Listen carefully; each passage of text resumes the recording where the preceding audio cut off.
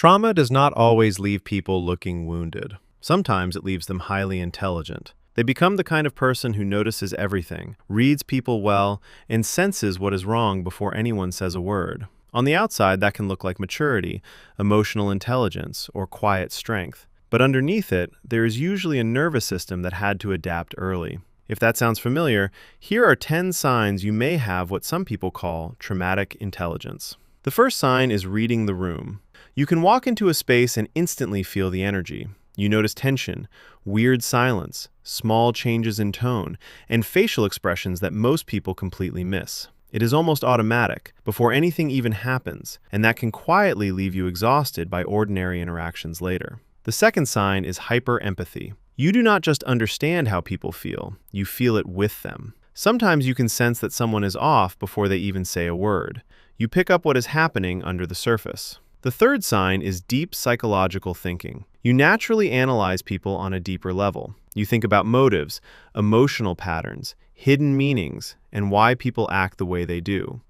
Your mind rarely takes things at face value. The fourth sign is over-preparing for simple situations. Your mind does not treat things like small conversations, plans, or decisions as casual. It treats them like something you need to be mentally ready for. Even everyday moments can feel heavier than they should.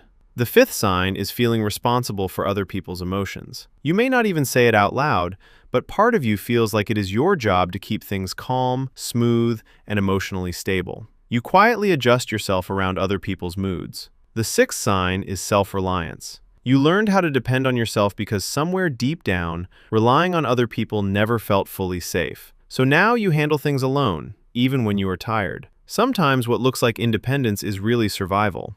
The seventh sign is calm under pressure. In stressful situations, while other people panic, you often get sharper. You focus fast, think clearly, and deal with chaos in a strangely steady way. Pressure can make you more capable. The eighth sign is difficulty accepting genuine kindness. When someone is truly kind to you, part of you may not fully trust it. You may question it, overthink it, or wait for the hidden condition. Real softness can feel unfamiliar.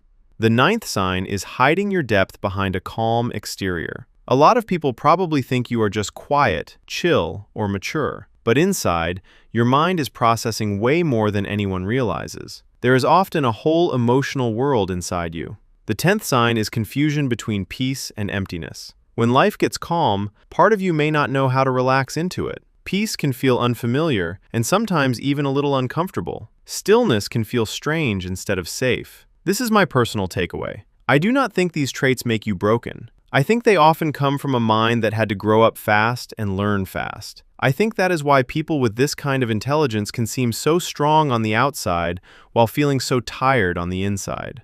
I also think healing is not about losing your depth. It is not about becoming less aware or less emotionally sharp. I think the real goal is to feel safe enough that your mind does not have to stay on guard all the time. Because I really believe there is a difference between being wise and being stuck in survival mode.